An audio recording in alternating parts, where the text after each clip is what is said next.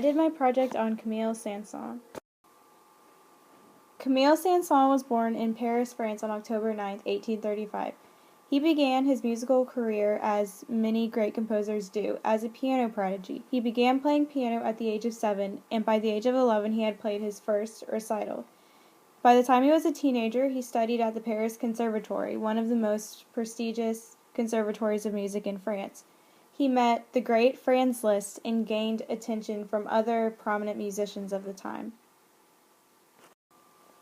After Saint-Saëns graduated from the Paris Conservatory of Music, he established himself as one of the prominent composers, organists, and pianists of 20th century France.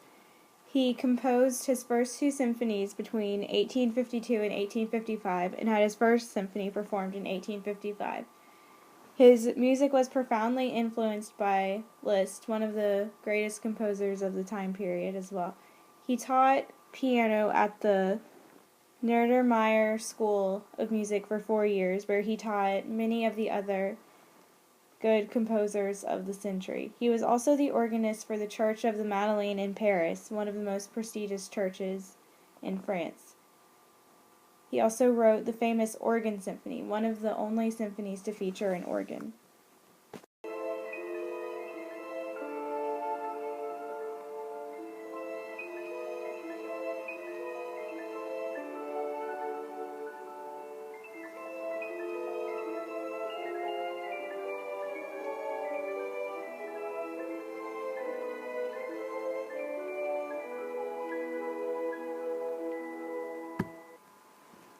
Carnival of the Animals is one of Saint-Saëns' most famous works. It is a 14-movement suite, with each movement depicting a different animal.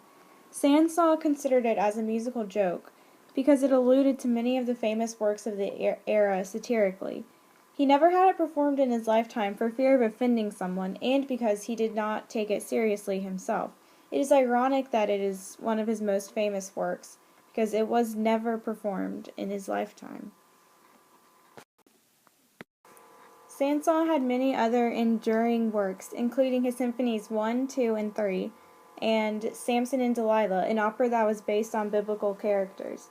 His violin concertos 1, 2, and 3 continue to be performed today by many violinists. His introduction in Rondo Capriccio is also a famous violin piece that is still relevant today.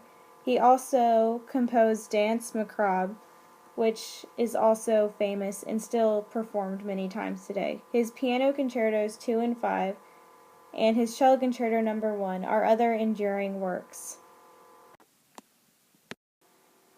Saint-Saëns made many important contributions to French culture. He taught many prominent artists of the time, such as Gabriel Fauré, and he was considered a leading French composer of his generation and called a French Beethoven. He wrote memorable melodies, lyrical music, and very passionate and original music that had a French flavor. He took his inspiration from classical and romantic composers, including Bach, Beethoven, Mozart, Mendelssohn, and Schumann. He was considered conservative near the end of his life in his commitment to classical and romantic forms during the growing Impressionism. He was the first Frenchman to write symphonic poems and brought the idea of the symphonic poem into France. He also opposed and became enemies with the other leading French composer, Claude Debussy, who was an Impressionist and was a force in keeping non-Impressionist music relevant.